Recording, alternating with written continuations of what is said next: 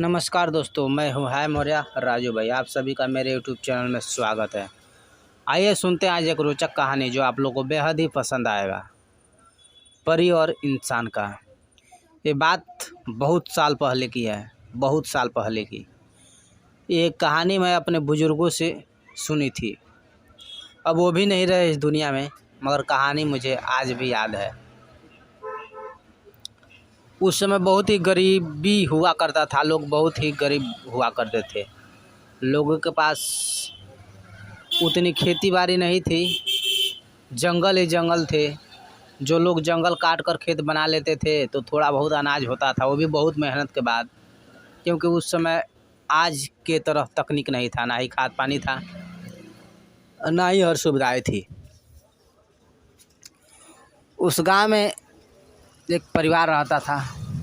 जिस गांव की बात है, बहुत ही गरीब परिवार था, मगर उस परिवार में मियाँ बीबी ही रहते थे और बहुत मेहनत यानी परिश्रम और बहुत ही देवी देवताओं को मानने और मनाने के बाद एक पुत्र हुआ।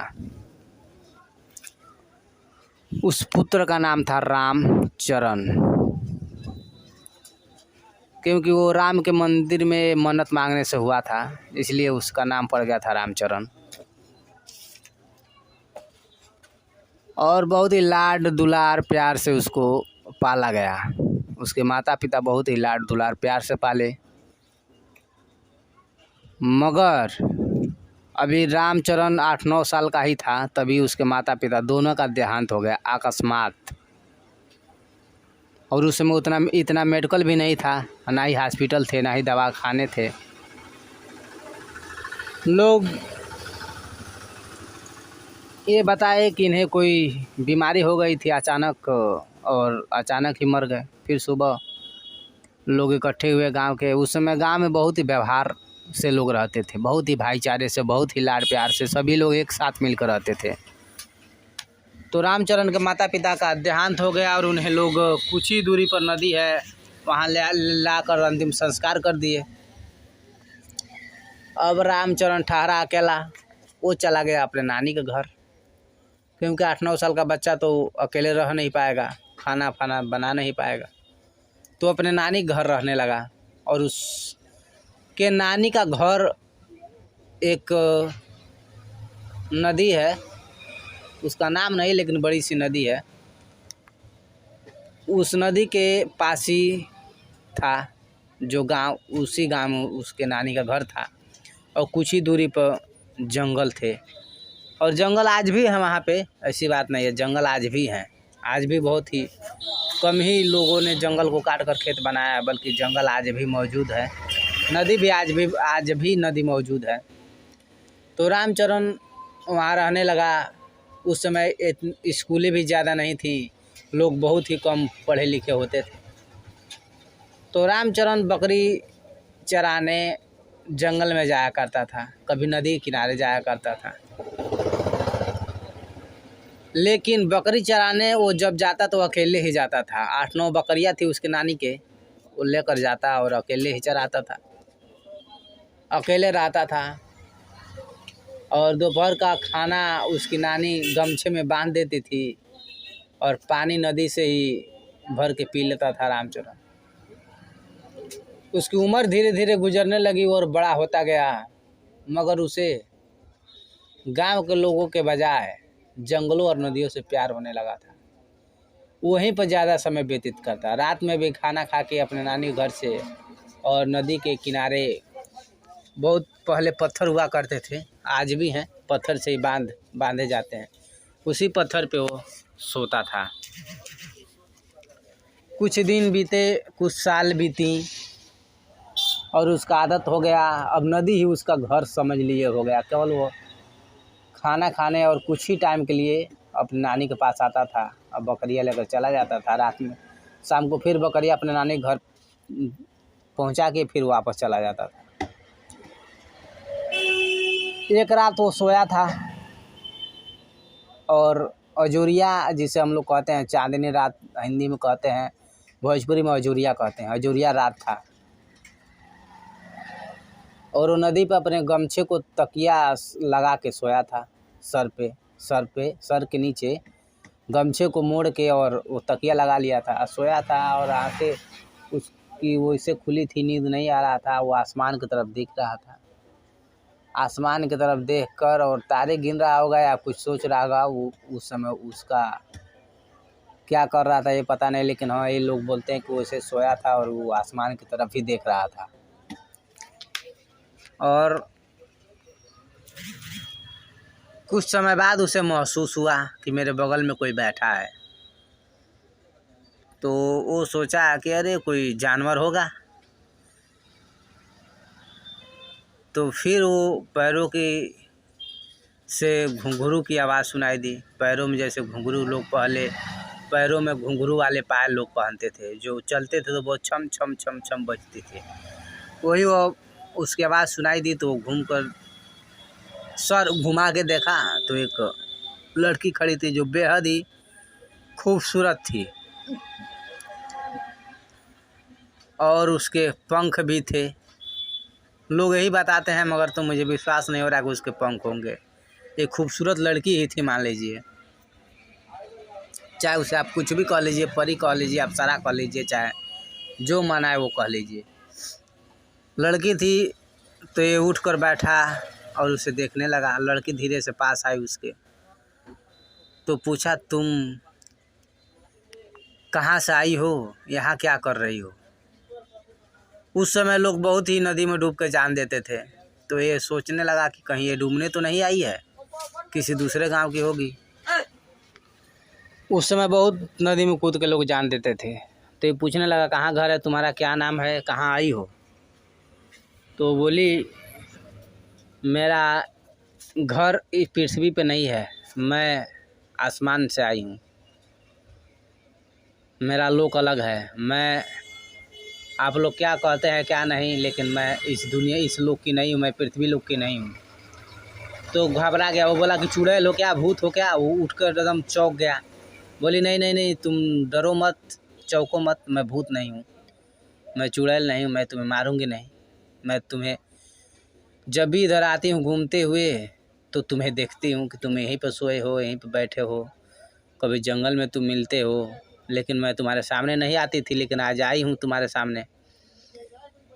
तो बोला क्यों मेरे सामने आई हो तुम, क्या काम है मुझसे। तो लड़की बोली देखो तुम मुझे पसंद आ गए हो, मैं तुम्हें पसंद करती हूँ, क्योंकि तुम्हारा इस तरह अकेलेपन रहना और जंगलों में घूमना, नदियों में घूमना, नदियों पे टहलना, नदी में नहाना, और तुम्हें डर और नहीं लगता है किसी भी चीज़ से। वो बोला कि नहीं, डर किस बात का, एक न एक दिन तो मरना ही है सबको, जिस दिन मेरी मौत आएगी उस दिन मैं भी मर जाऊंगा। वो बोली अरे तुम तो बहुत निडर लगते हो, इसीलिए तुमसे प्यार हो गया है मुझे। वो बोला कि प्यार क्या होता है, मैं तो ये शब्द कभी नहीं सुना हूँ, मैं तो ये जानता ही नहीं हूँ। तो बोली कि लोग जिसे पसंद करते हैं, किसी को पसंद जो करता है समझो उससे प्यार करता है, चाहे वो जानवर हो या कोई वस्तु हो। चाहना या प्यार करना बात एक ही है। तो बोला तुम्हारा क्या नाम है। तो वो लड़की बोली दिव्यांगना, दिव्यांगना नाम है मेरा, दिव्यांगना लोग कहते हैं।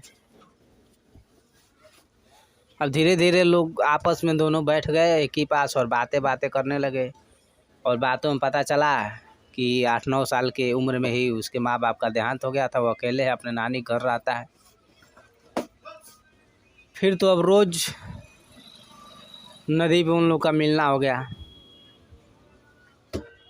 तो दिव्यांगना एक दिन बोली कि हम लोग कब तक मिलेंगे इस तरह, मैं तुम्हारे पास ही हमेशा रहना चाहता हूँ। तो रामचरण बोला कि मेरे पास ना घर है, ना ज़मीन है, ना खाने के लिए है, ना धन है, ना दौलत है, मेरे पास तो कुछ नहीं है, फिर मैं तुम्हें कहाँ रखूँगा। वो बोली कि तुम नहीं, मैं रखूँगी तुम्हें, इसी जंगल में हम लोग घर बना लेंगे और हम तुम रहेंगे। वो बोला कि जंगल में कैसे घर बनेगा। वो बोली कि मैं बना लूँगी।